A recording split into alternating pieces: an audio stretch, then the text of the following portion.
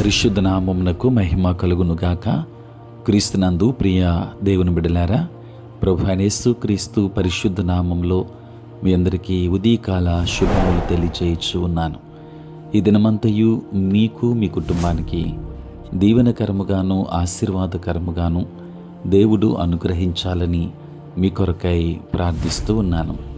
నేటి దినము కొరకు ఏర్పాటు చేయబడిన దేవుని వాక్యము లూకా సువార్త 14వ అధ్యాయము 16 మరియు 23 వచనములు. ఆయన అతనితో ఇట్లనెను, ఒక మనుష్యుడు గొప్ప విందు చేయించి అనేకులను పిలిచెను. 23 వచనం. అందుకు యజమానుడు, నా ఇల్లు నిండునట్లు నీవు రాజమార్గములలోనికి కంచెలలోనికి వెళ్ళి లోపలికి వచ్చుటకు అక్కడి వారిని బలవంతము చేయుము. ప్రియులారా, నేటి దినము కొరకు ఏర్పాటు చేయబడిన ధ్యానాంశము అభాగ్యులకు ఆహ్వానము. ప్రియులారా, భోజనము చేయడానికి రమ్మని ఎవరినైతే ఆహ్వానించారో ఆ విందును ఏర్పాటు చేసిన వ్యక్తి దేవుణ్ణి సూచిస్తున్నాడు. ప్రజలకు రక్షణను అందించడంలో విఫలము చెందింది దేవుడు కాదు, కానీ ఆయన కానుకను తిరస్కరించిన అతిథులే అనే ఉపమానం బోధిస్తుంది. ప్రియులారా, రక్షణ అందరి కొరకై ప్రభువు ఏర్పాటు చేశాడు. అనేక మంది ఆ రక్షణను తిరస్కరిస్తూ ఉన్నారు. ప్రియులారా, యేసు ప్రభు యొక్క ఉపమానములోని ప్రజలకు కుంటి సాకులు ఉన్నాయి. అవి ఈనాడు ప్రజలు చెప్పే సాకుల కంటే విభిన్నమైనవి కావు. దేవునితో సంబంధాన్ని కలిగి ఉండటం కంటే భౌతిక సంపద, కుటుంబ బాధ్యతలు చాలా ప్రాముఖ్యమని వారి సాకులు చెబుతున్నాయి.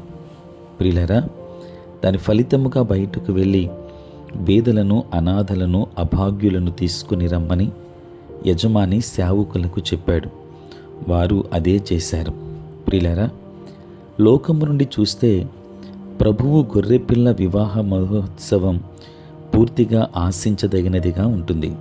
కానీ దేవుడు ఉన్నత వర్గస్థులను తిరస్కరించాడని కాదు, కానీ వారు ఆయన్ని తిరస్కరించారు.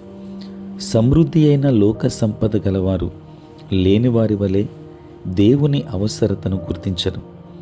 దేవుడు మొదట యూదులకు కూడా రక్షణను అందించాడు, కానీ వారు మొత్తానికైతే ఆయన్ని తిరస్కరించారు. గనుక ఆయన రాజ్యాన్ని నింపడానికి సేవకులను అన్యుల వద్దకు పంపించాడు. ప్రియులారా, బలప్రయోగముతో ప్రజలను క్రైస్తవ్యానికి మార్చడాన్ని ప్రభువు ప్రతిపాదించాడని ఈ ఉపమానం నిరూపిస్తుంది.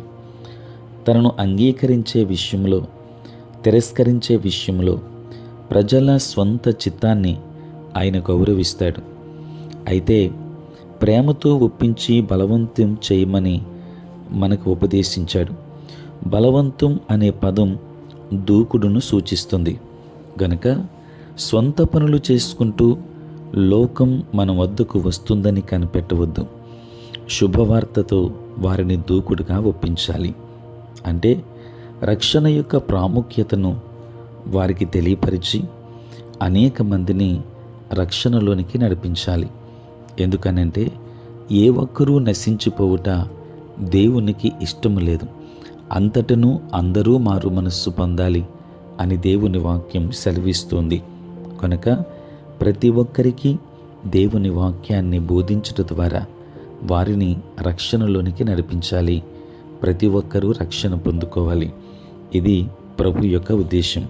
దేవుని బిడ్డలారా, యేసు రాకడకు సమయం కొంచెమే ఉంది. కనుక యేసు ప్రేమకు, విమోచన కార్యానికి సాక్షిగా ఉండాలని మనము అత్యవసరముగా ఆజ్ఞాపింపబడ్డాము. ప్రియులారా, ఎవరితోనైనా శుభవార్తను పంచుకునే అవకాశాన్ని దేవుడు మనకిచ్చాడు. కనుక అవకాశాన్ని స్వద్వినియోగం చేసుకుందాం. అనేక మందిని ప్రభు యొద్దకు నడిపించే వారముగా ఉందాం. దైవాశీర్వాదములు పొందుకుందాం. దేవుడు మిమ్మును, మీ కుటుంబాన్ని దీవించునుగాక. ఆమెన్. ప్రార్థన. పరిశుద్ధుడైన తండ్రి, ప్రేమ కలిగిన ప్రభువానికి స్తోత్రాలు. రాత్రంతయు కాపాడి సంరక్షించి సుఖనిద్రను దయచేసి మా జీవితంలో మరి యొక్క నూతన దినాన్ని మీరు మాకు ఇచ్చినందుకు వందనాలు చెల్లిస్తున్నాం. ప్రభువా, ఈ దినమంతా కూడా మీ సన్నిధి మాతో ఉంచండి, మీ ప్రసన్నత మాకు దయచేయండి. నేటి మా పనులలోనూ ప్రయాణములలోనూ పరిచర్యలోనూ తండ్రి మీరే తోడుగా ఉండండి. ప్రభువా, ఉద్యోగస్తులు వ్యాపారస్తులు కష్టపడి పని చేసుకుంటున్న బిడ్డలను దీవించండి. నీ సేవా పరిచర్య చేయుచున్న ప్రతి సేవకుని దీవించండి. సార్వత్రిక క్రైస్తవ సంఘాన్ని ఆశీర్వదించండి. అనుదినము ఈ ధ్యానములలో ఏకీభవించుచున్న ప్రతి ఒక్కరి మీద నీ కృపాహస్తం నుంచండి. తండ్రి, దూరదేశాలలో దూర ప్రాంతాలలో ఉంటున్న బిడ్డలందరినీ దీవించండి.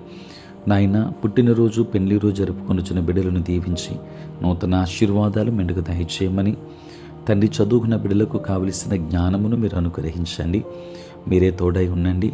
నీ సేవ పరిచర్య చేయుచున్న ప్రతి సేవకుని మీద నీ కృపాహస్తము నుంచి ఆశీర్వదించుమని యేసయ్య నామములో ప్రార్థించి వేడుకొనుచున్నాము తండ్రి.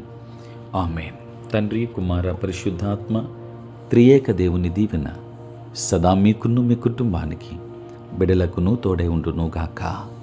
ఆమేన్.